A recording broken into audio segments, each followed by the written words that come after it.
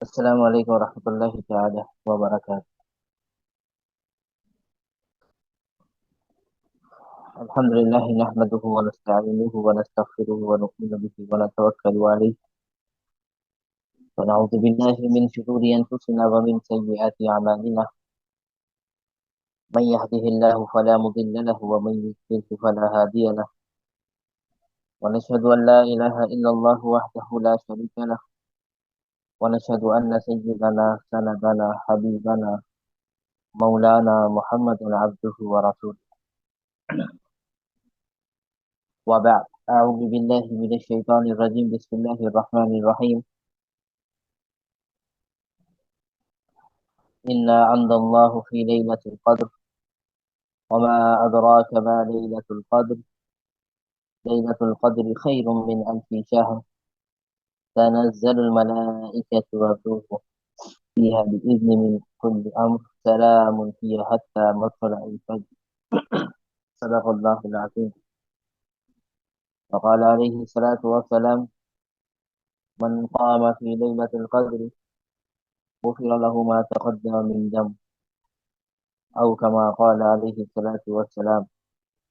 رب اشرح لي صدري ويسر لي أمري واحلل عقدة من لساني يفقه قولي. سبحانك لا علم لنا إلا ما علمتنا إنك أنت العليم الحكيم. اور رمضان المبارک کی قیمتی گھڑیاں چل رہی ہیں، اور رمضان المبارک کا قیمتی راتیں اور قیمتی عشرہ چل رہا ہے۔ جناب نبی کریم صلی اللہ علیہ وسلم رمضان المبارک کی تیاری پچھلے مہینوں سے بالکل الگ طریقے سے کیا کرتے تھے، اور خصوصاً رمضان مبارک کا جو آخری عشرہ ہوتا تھا اس کے لیے رسول اللہ صلی اللہ علیہ وسلم بہت زیادہ خود بھی محنت کرتے تھے، اور اپنے صحابہ اور اپنے ازواج مطہرات کو بھی تلقین کیا کرتے تھے کہ یہ وہ راتیں آنے والی ہیں کہ انسان اس کے اندر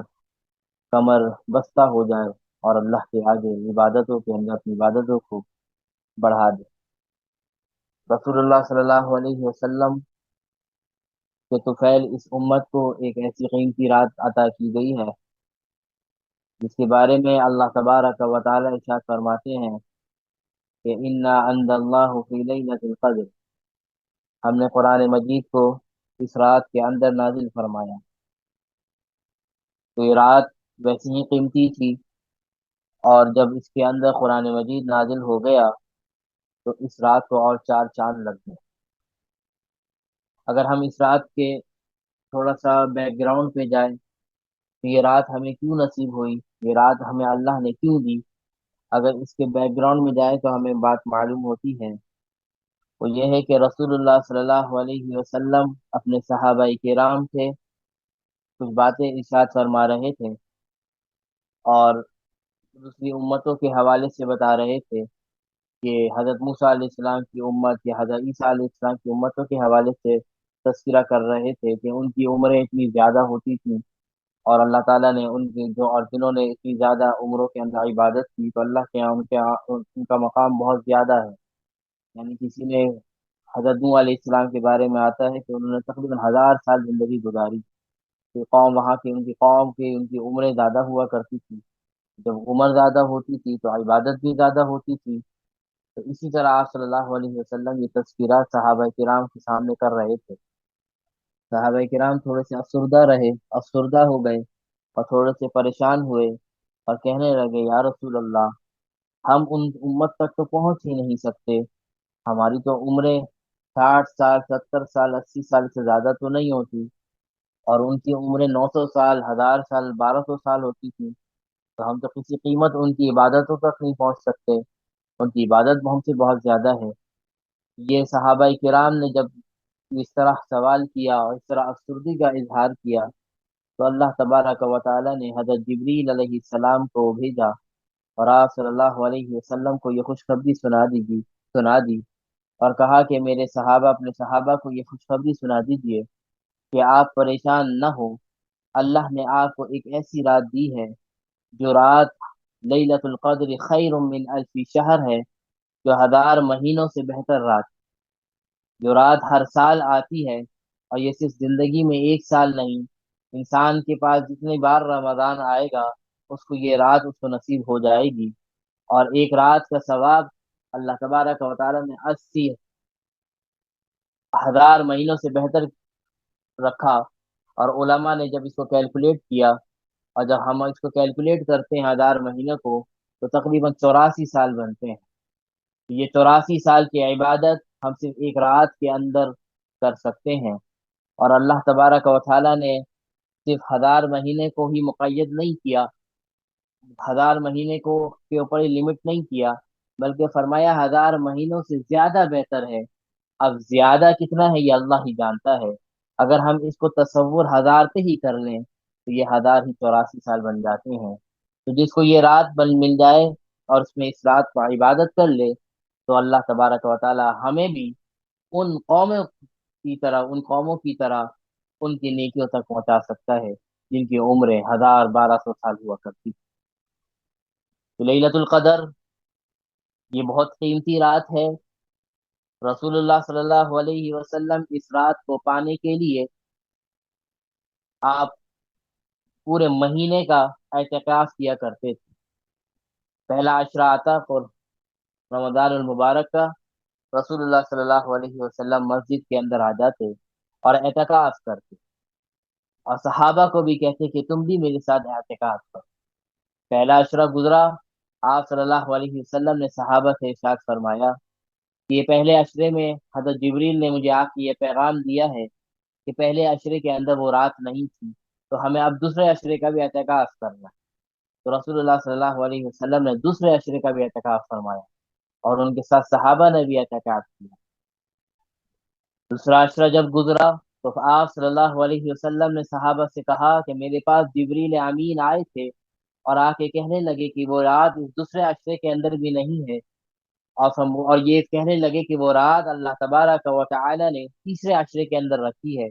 تو آپ صلی اللہ علیہ وسلم نے رمضان المبارک کا تیسرے عشرے کا بھی اعتکاف فرمایا، اور صحابہ کو بھی ارشاد فرمایا کہ تیسرے عشرے کا اعتکاف کرو۔ اور اس کے بعد اس, اس, اس سال کے بعد اگلے سال سے یہ اعلان کیا کہ اب ہم پورے مہینے کا نہیں بلکہ تیسرے عشرے کا اعتکاف کریں گے، کیونکہ اللہ تبارک و تعالیٰ نے اس رات کو رمضان کے تیسرے عشرے میں اندر رکھی ہے۔ حضرت امی عائشہ رضی اللہ تعالی عنہا آپ صلی اللہ علیہ وسلم سے سوال کرتی ہیں کہ اے یا رسول اللہ، اگر میں لیلۃ القدر کو پا لوں تو میں اللہ سے کیا دعا مانگوں؟ رسول اللہ صلی اللہ علیہ وسلم نے ارشاد فرمایا کہ تم اس دعا کو مانگو۔ وہ دعا کیا ہے؟ اللہم انک عفو تحب العفو فاعف عنی۔ اے اللہ، جس کا ترجمہ کیا ہے؟ اے اللہ، اللہم انک عفو، اے اللہ ہم آپ سے اپنے گناہوں کی توبہ مانگتے ہیں، توبہ کرتے ہیں، مغفرت مانگتے ہیں، کیونکہ آپ توبہ کرنے والوں کو پسند فرماتے ہیں، اور آپ ہماری توبہ کو کیا کر لیجئے، قبول فرما لیجیے۔ اور یہاں عفون کا لفظ استعمال ہوا۔ عفون کے اندر بہت سے معنی آتے ہیں۔ دراصل عفون کا مطلب اگر ہم پورے معنی کو اگر ہم اس کے اندر جوڑ لیں تو عافیت کا لفظ بنتا ہے، اور عافیت کے اندر وہ ساری چیزیں آ جاتی ہیں۔ عافیت انسان کو صحت کی عافیت بھی آ جاتی ہے، انسان کو عافیت کے اندر وہ بڑے سے بڑے حادثات اور چھوٹے سے چھوٹے حادثات سے بھی بچ سکتا ہے۔ عافیت کے اندر انسان کی زندگی بھی آ سکتی ہے، عافیت کے ساتھ انسان کی عافیت والی موت بھی آ سکتی ہے۔ عافیت کے اندر ہر ساری چیزیں انسان کی آ جاتی ہیں، اور اسی لیے اللہ کے نبی نے جو ہمیں دعا ارشاد فرمائی کہ ایک ایسی جامع دعا ہمیں دی، یہ دعا مانگ لو تو اللہ آپ کی زندگی میں عافیت نازل فرما دیں گے۔ وہ دعا کیا ہے؟ اللہم انک عفو تحب العفو فاعف عنی۔ اس دعا کو یاد کر لیجئے، چھوٹی سی دعا ہے، اس دعا کو اس رات کے اندر مانگا کر۔ اللہ تبارک و تعالی نے اس قیمتی رات کو 5 راتوں کے اندر چھپائے رکھا ہے۔ آپ صلی اللہ علیہ وسلم فرماتے ہیں کہ اس رات کو رمضان المبارک کے آخری عشرے کی 5 طاق راتوں کے اندر تلاش کرو، اور وہ 5 طاق رات کیا ہیں؟ وہ 21 کی رات ہے، وہ 23 کی رات ہے، وہ 25 کی رات ہے، اور اسی طرح جیسے آج 27 کی رات ہے، اور اسی طرح 29 کی رات ہے۔ یہ ٹوٹل 5 راتیں۔ ان 5 راتوں میں اللہ تبارک و تعالیٰ نے اس قیمتی رات کو چھپا کے رکھا۔ ہمارے یہاں ایک کانسیپٹ پایا جاتا ہے، اور ہم یہ سوچ کے بیٹھے ہوئے ہیں کہ یہ لیلۃ القدر سے 27ویں شب کو ہوتی ہے۔ حالانکہ یہ کانسیپٹ حدیث کی روشنی کے اندر غلط ہے۔ شرعی پوائنٹ آف ویو سے یہ کانسیپٹ جو ہے یہ غلط ہے، کیونکہ آپ صلی اللہ علیہ وسلم نے ان راتوں کو 5 طاق راتوں کے اندر تلاش کرنے کا حکم دیا، اور ایک روایت سے ثابت ہوتی ہے بات کہ آپ صلی اللہ علیہ وسلم نے صحابہ کو فجر کی نماز پڑھنے کے بعد ارشاد فرمایا کہ کل کی رات لیلۃ القدر تھی، اور حدیث کے اندر یہ بات واضح طور پر ملتی ہے، وہ رات 23 کی شب تھی، اور آپ صلی اللہ علیہ وسلم نے صحابہ کے سامنے یہ ظاہر کر دیا تھا کہ کل کی رات شب قدر۔ تو وہ ضروری نہیں ہے کہ وہ 27 ہی ہو، وہ 23 بھی ہو سکتی ہے، وہ 21 بھی ہو سکتی ہے، وہ 29 اور 25 بھی ہو سکتی ہے۔ اور اس راتوں کو 5 طاق راتوں میں چھپانے کی بھی ایک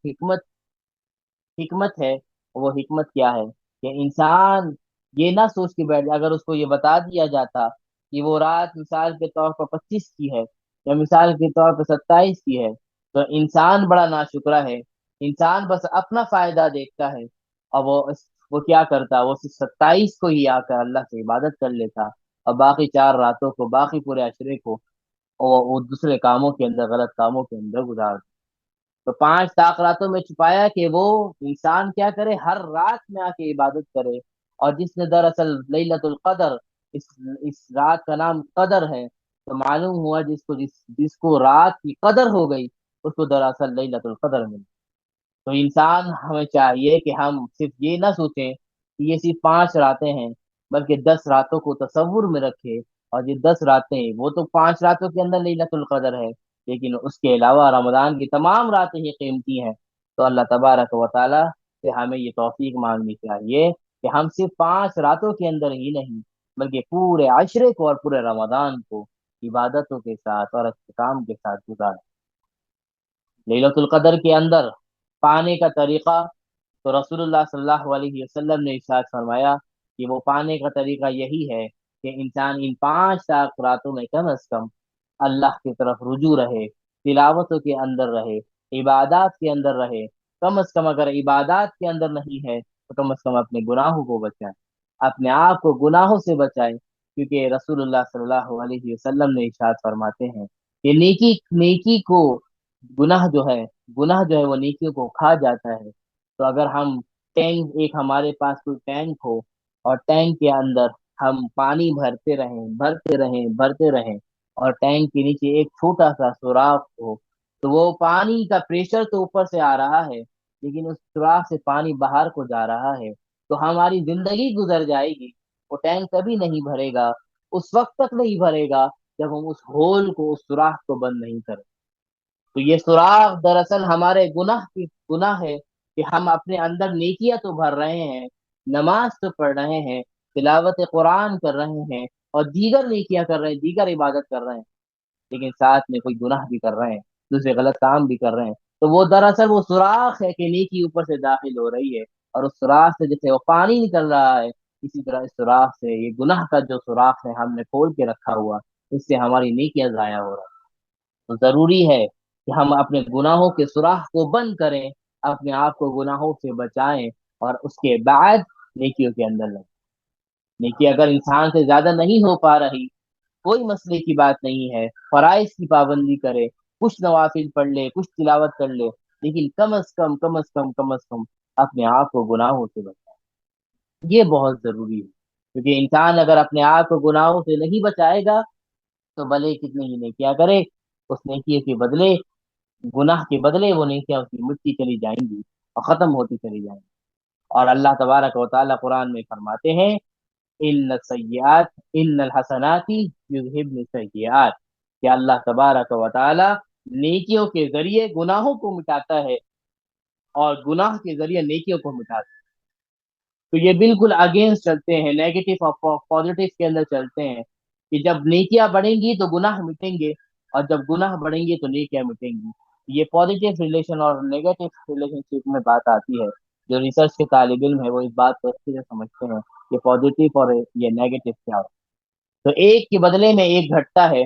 اور ایک کے بڑھنے سے دوسری چیز بڑھتی ہے۔ یہ نیکیوں کا اور گناہ کا آپس میں یہ تعلق ہے۔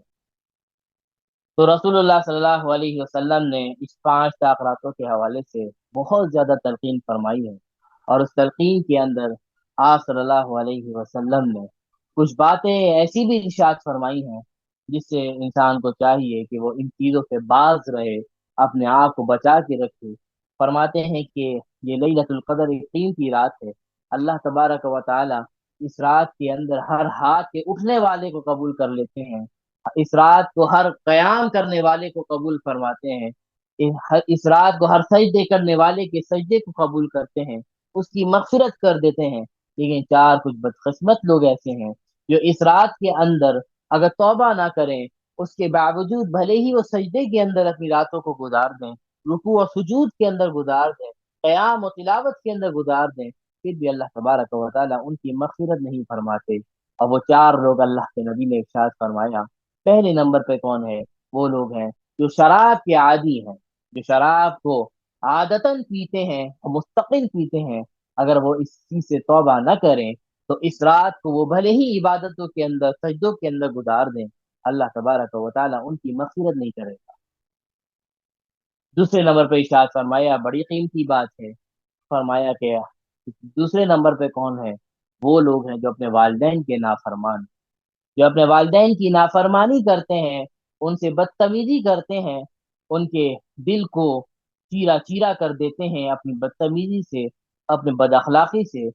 ایک ہوتا ہے کہ انسان کیونکہ کمزور ہے، کبھی کبھی کسی کی وجہ سے کوئی کسی ہو جاتی ہے،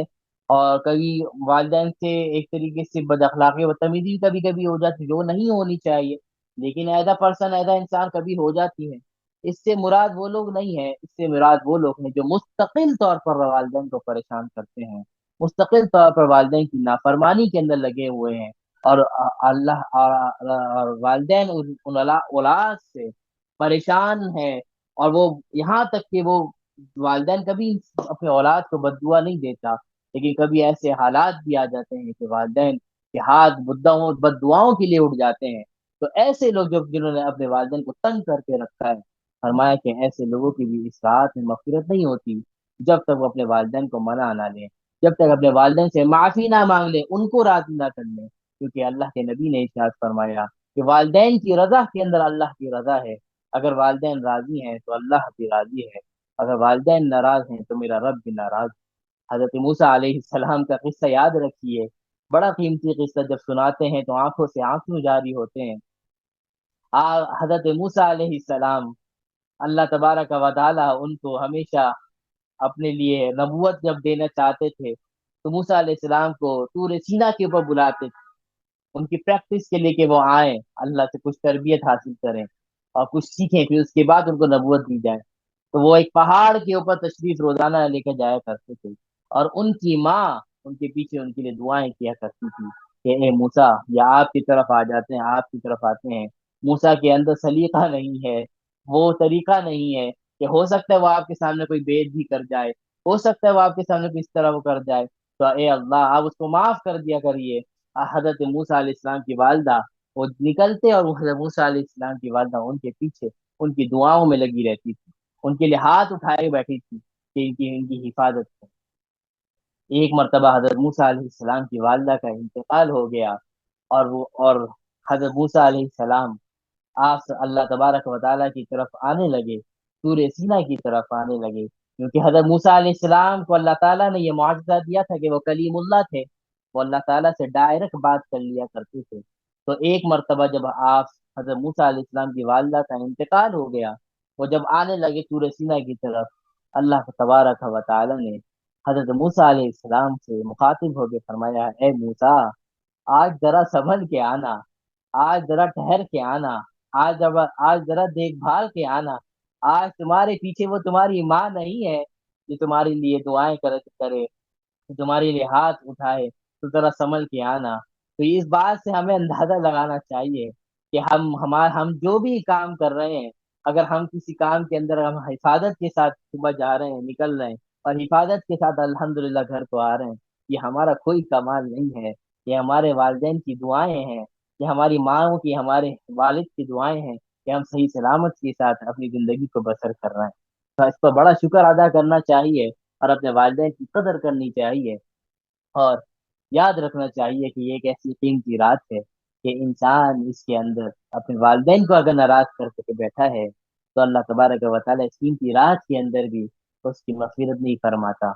اور چوتھے نمبر پر ارشاد فرمایا کہ وہ لوگ ہیں جو رشتہ داریوں کو توڑتے ہیں، جو دلوں کے اندر دوسروں کے لیے کینہ اور بغض رکھتے ہیں، حسد کرتے ہیں، ایک دوسرے سے جلتے ہیں، بغض رکھتے ہیں، کینہ رکھتے ہیں، اور اپنے رشتہ داریوں کو توڑ دیتے ہیں۔ ذرا ذرا سی باتوں کے اندر بہن بھائیوں کے اندر لڑائی ہیں، خالہ پھوپھیوں کے اندر لڑائی ہیں، بھانجا بھانجیوں کے اندر لڑائی ہیں، حتیٰ کہ والدین اور اولاد کے اندر لڑائیاں ہیں، ذرا ذرا سی باتوں پر۔ اللہ تبارک و تعالی، حضرت رسول اللہ صلی اللہ علیہ وسلم فرماتے ہیں کہ جو رشتہ داریوں کو توڑنے والا ہے، جو اپنے اندر دل کے اندر بغض و کینہ رکھنے والا ہے، اس شخص کی بھی اس رات کے اندر مغفرت نہیں ہوتی۔ تو بڑی کوشش کرنی چاہیے، ہم حج پہ جاتے ہیں، ہم عمرے پہ جاتے ہیں، تو اپنے رشتہ داروں کو فون کرتے ہیں کہ اگر کوئی کمی کوتاہی ہوئی تو معاف کر دینا، حج پہ جا رہا ہوں، حج پہ جا رہی ہوں، عمرے پہ جا رہی ہوں، کوئی اگر کوئی غلطی ہوئی ہو تو معاف کر دینا، ایسا نہ ہو کہ آپ نے معاف نہ کیا میری عبادت قبول نہ ہو۔ ہمیں اس موقع کے اوپر تو یہ دعا، یہ کال اور یہ فون یاد آتا ہے، اس موقع کے اوپر بھی یاد رکھنا چاہیے کہ آج وہ ایسی خاص رات ہے جس کے بارے میں رسول اللہ نے واضح طور پر فرمایا کہ اگر رشتہ داریوں کو دل توڑ کے رکھا ہوا ہے، قطع تعلق ہی کر رکھا ہوا ہے، تو اس کی مغفرت نہیں ہوگی۔ تو آج کا دن ہے کہ وہ اپنے رشتہ داروں کو فون کریں، اپنے رشتہ داروں کو جن سے لڑ کے بیٹھے ہیں منا لیں، ایک دوسرے کو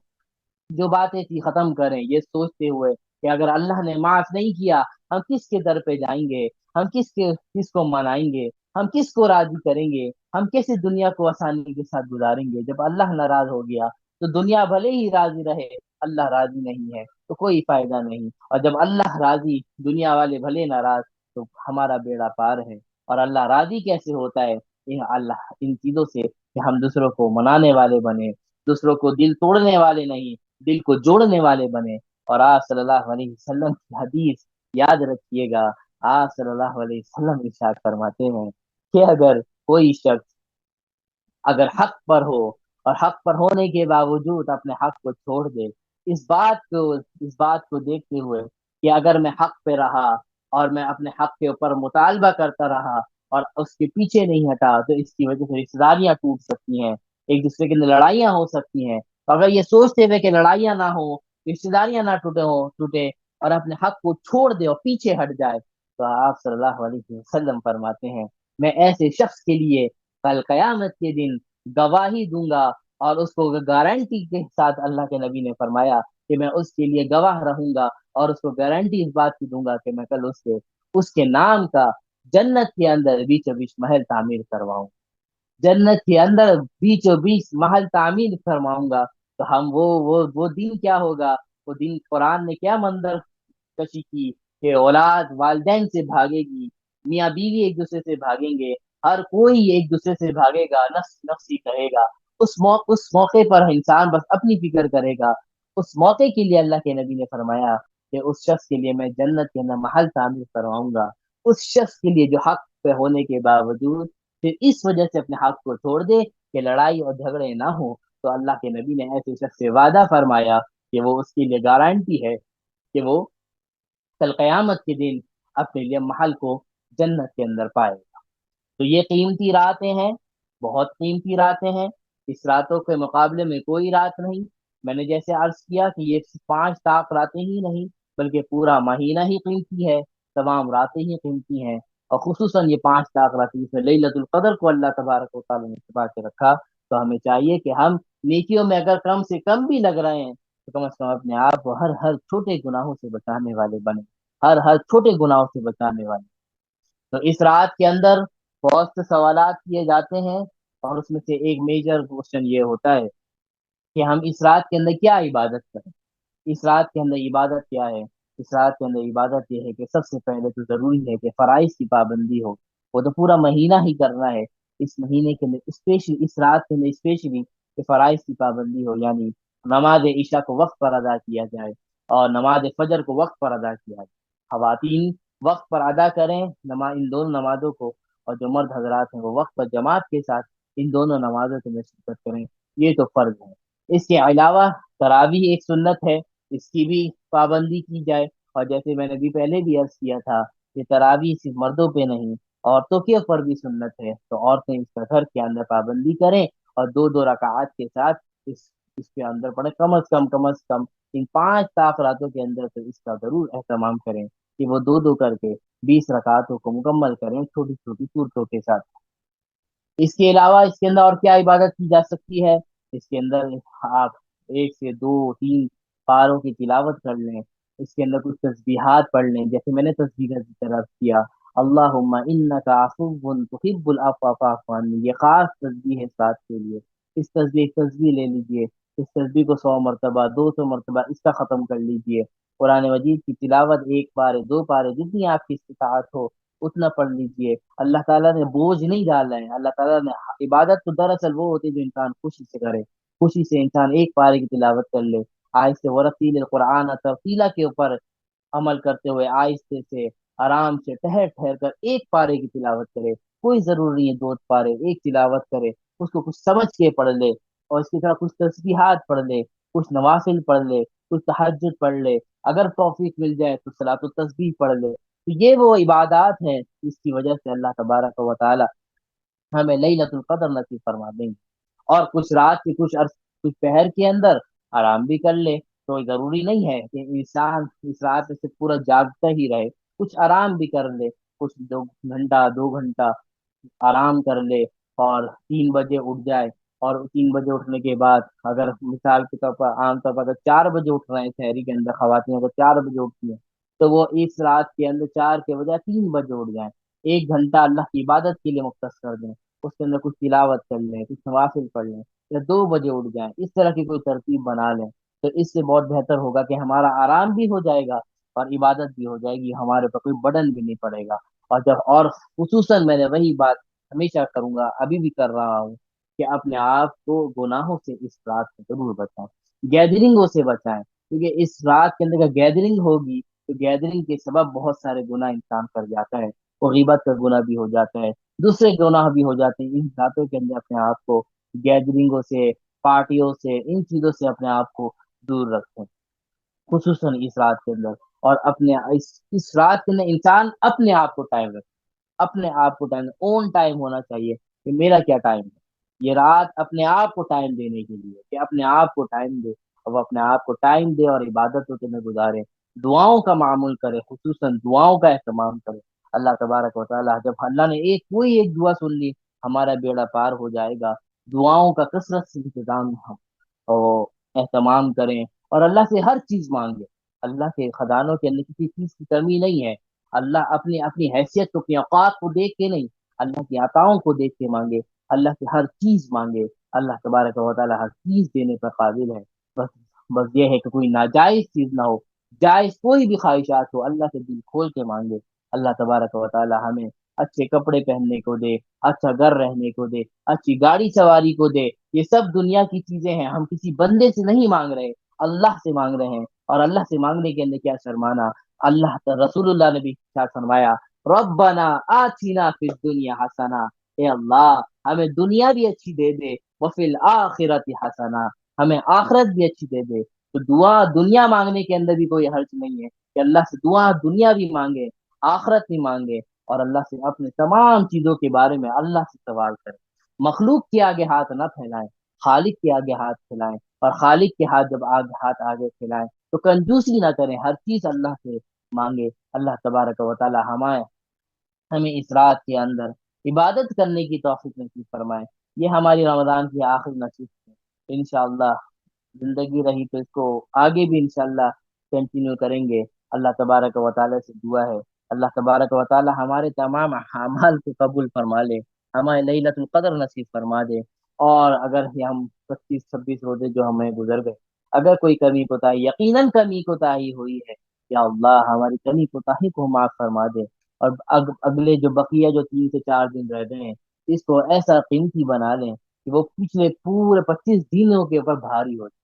یعنی 3 دن ہے، یہ سوچ کے یا اللہ کی عبادت کریں کہ گویا یہ میری زندگی کا آخری رمضان۔ اگر اس کو آخری رمضان سوچ کے کریں گے تو عبادت کے اندر آپ کا شوق بڑھ جائے گا۔ تو ہر کوئی شخص یہ سوچے، کیونکہ زندگی کا کچھ بھروسہ نہیں ہے، زندگی کا کچھ بھروسہ نہیں، تو ہم یہ سوچ کر عبادت کریں گے یہ ہو سکتا ہے کہ یہ میری زندگی کا آخری رمضان ہو۔ جب یہ سوچ پیدا ہوگی تو عبادتوں کے اندر ہم بڑھیں گے۔ اللہ تبارک و تعالیٰ سے دعا ہے آج تمام خواتین کے حق میں کہ اللہ تبارک و تعالیٰ اس رات کو آپ تمام خواتین کے حق میں قبول فرمائے، ہمارے حق میں قبول فرمائے۔ اس اکیڈمی کے اندر جتنی طالبات پڑھتی ہیں، جتنی معلمات پڑھاتی ہیں، خصوصاً اس اکیڈمی کی آنر صاحبہ منیبہ طارق، اور اسی طرح ان کے خاندان کے گھر والے، اور جتنے یہاں پہ پڑھتے ہیں، جو بھی اس تعلق سے جس طرح بھی ریلیشن ہے، اللہ تمام لوگوں کو یہ ليلۃ القدر نصیب فرمائے، اور جتنے لوگ اس دنیا کے اندر ہیں مسلمان ہیں، ان سب کو بھی اس ليلۃ القدر کو اللہ تبارک و تعالیٰ ان کے حق میں قبول فرمائے، ان کو نصیب فرمائے، اور جو زمین کے اوپر جو ہیں ان کو بھی ليلۃ القدر کی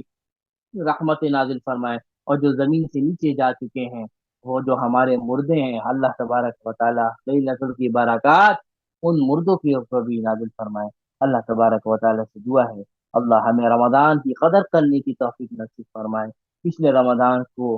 سے اچھا رمضان بنانے کی توفیق نصیب فرمائے، بقیہ 3 4 دن ہے اس کو قیمتی سے قیمتی بنانے کی توفیق نصیب فرمائے۔ وآخر دعوانا ان الحمد للہ رب العالمین۔ السلام علیکم ورحمۃ اللہ وبرکاتہ۔